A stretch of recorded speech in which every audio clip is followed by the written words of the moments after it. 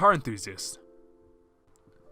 This is a term that we frequently hear in the car community. Whether you modify your own car in which you take to the tracks on the weekend, or maybe you just modify your car to personalize it, make it your own, or perhaps you don't even own a car, but just support the car community. It doesn't matter who you are, the car community is a really great place that we can all come together and share a common interest. This video is for those who perhaps want to enter the car world with their own car of their own and want a more realistic entry-level car that they can personalize and make their own without sacrificing reliability and practicality.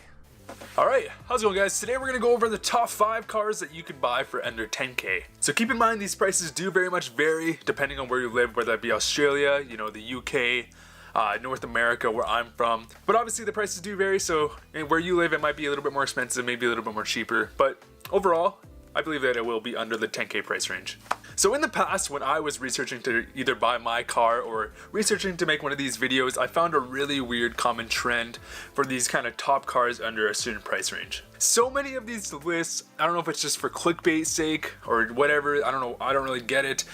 They made the list with just these outrageous cars that make no sense to be on the list. For example, one of these lists, I believe there was a 2011 BMW 1 Series. I think they listed at 9k. I don't know where you're finding a clean conditioned BMW 1 Series for like 9k. That makes no sense to me. I don't know if you're going to these auctions where it's like a salvage title, and they even had like Mercedes SLK, like just all these outrageous cars for the price range. And for this video, these are going to be cars that maybe you want to get into the car community with. You want a more driver-oriented car that you can modify and have fun with. And all the cars I'm going to be talking about and the prices listed are for reasonable condition cars that aren't going to blow up right after you buy them. And one of the major takeaways for this list is whether they have a good aftermarket support. Because I'm making this video for the people that want to get into the car community, that want to get a good entry-level sports car. And with that, you need some good aftermarket support that you can kind of build your car to be your own. Starting at number 1, who could have guessed, we have the 8th gen Civic Si. Now I personally own one of them at the moment, and this car is fantastic. It is super lightweight, high revving VTEC engine, super fun to drive with a really great aftermarket support. You can find one of these cars in a really good, clean condition with decent mileage for around $7,000 to $8,000. Obviously that's going to vary depending where you live, but around $7,000 to $8,000 is fair. Another thing I thought I'd add is the base price of the year it actually came out.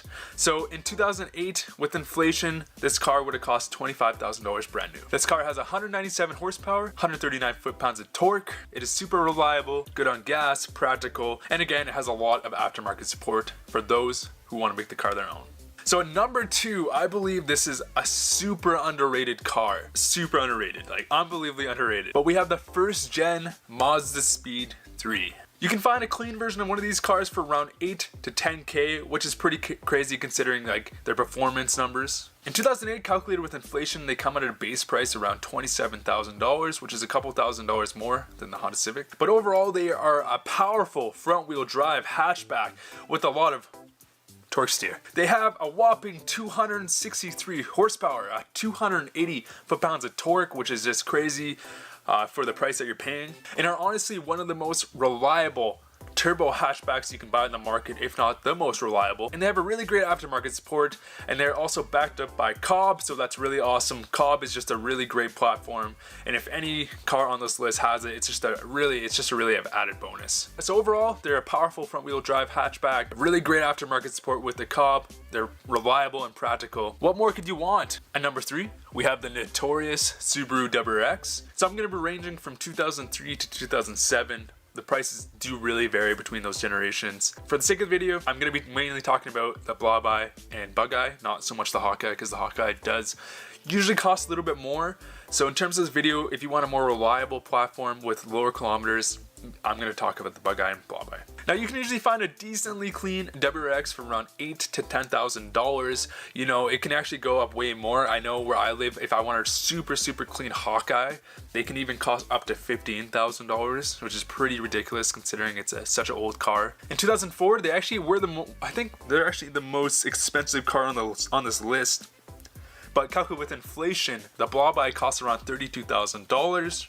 They were an all-wheel drive boxer engine platform that came in both the sedan and hatchback. They had 227 horsepower and 217 foot-pounds of torque. However, with the aftermarket, those numbers do get boosted greatly, especially even with just with a simple cop flash. There's a reason these cars are so popular and that the prices of them are so inflated. They're so popular, there's such a high demand of them. Honestly, it doesn't even make sense. They hold their value so well. You can beat on them for years and somehow basically sell them for the price that you got them. They're pretty good investment in terms of value that you pay for and value that you're gonna get when you sell it. And if you didn't know my story, my car blew up. I put a new engine in it, you know, fixed up some stuff, and I actually sold it for a little bit more than I paid for the new engine and all the components that came with it. So overall, they hold their value really well. They can drive in the winter. They're pretty practical, and they're just a really great platform that have so much potential to become a really great car.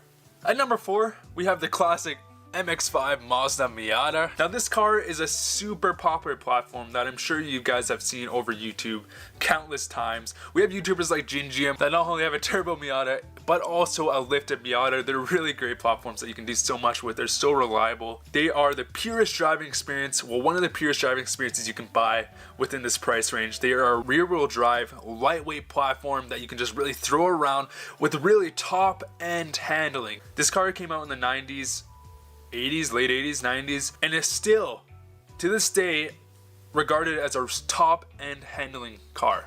There's a reason why this car has so much praise, has really great aftermarket support. It's a reliable platform, and overall, if you're looking for a kind of a sidecar to do on the project, a Miata is a really great option. I don't know about daily driving a Miata. That might be a little tough with the the 2 doors and no storage space. But in terms of a sidecar you can work on and drive on the weekends, this is a really great car. And the Mazda Miata comes at a price between around $6 to $7K, depending on where you live. Because they're so popular, the prices do inflate. So I know probably in California they can get expensive for a really clean example. But for around $6 to $7K for a lower mileage, really great condition Miata. And in 1990, calculated with inflation, the Mazda Miata would cost around $23,000 today, which is still a really great price, really great bargain. They have 116 horsepower and 100 foot-pounds of torque, which is pretty hilarious, but keep in mind they only have around a 2100 curb weight, which actually is really crazy. That's super lightweight, so no wonder it handles so well. So at number 5, and the last car on this list, we have the Mark IV and Mark V GTI. I put both because they're kind of the same price range. It kind of depends on just what platform that you want, which car you like. Maybe you like the looks of one more. You like the engine of one more. But yeah, so I put both on the list. I'm going to be talking about the Mark V, but just know the Mark IV is an option. So you can find both in pretty good condition for around $7,000 to $10,000. The Mark V, when it came out, had a base price calculated with inflation in 2019 of around $30,000. So a bit more expensive, but not as expensive as the WRX. Overall, they are a lightweight, super fun to drive. Front wheel drive, turbo hatchback, what more could you want? They had 200 horsepower, 207 foot-pounds of torque with a 6-speed manual. Really great refined handling, really great refined car. Had superb handling, great interior. They're for the more mature audience, like so many people like to put it. They're practical with a decent aftermarket support, and they have lots of potential to do many things with. And there's a good reason why they're such a really great and popular car. However, one thing I will say is depending on where you live, parts can be a bit more expensive, so keep that in mind. I know they're not unreliable, but because the parts cost so much and you really need to stay on top of maintenance, they can be seen as more pricey to maintain, but overall, they're still a great car. Alright, in terms of honorable mentions, so obviously there's a lot of cars you can choose from for this list. I have the Genesis Coupe for one, the Neon SRT4, that's an interesting one, depending if you can find a really good clean one. The Turbo Cobalt, I know a lot of people are probably going to hate on me for that, but I think they are kind of hated on for kind of no reason. They're decent cars. You can get them for really good prices, and for the power they have, the Turbo Cobalt is still a great option. And then the last car I have is a Toyota MR2, kind of the wild card of this list, but a really awesome car. I really hope to maybe own one day. And of course, there are so many cars that could be considered for this list. Definitely comment down below your top 5 cars for under $10,000. If you want me to do more of these videos, definitely let me know. I can definitely do, top 10 cars, top 5 cars under 20K, top 10, whatever, 30K, 5K. And if there's any other things you want me to analyze for the top 5 cars to take into consideration, let me know. 0 to 100 is one thing that I know people do like to know. Personally, I don't think it matters as much. Each car is different. It's like comparing a Miata to a WRX, 2 completely different cars. And because of that, the 0 to 100 or 0 to 60 doesn't really matter as much, but just let me know if you guys want me to analyze other components. But anyways guys, thank you so much for the support recently. I hope you have an awesome day. Thanks for watching.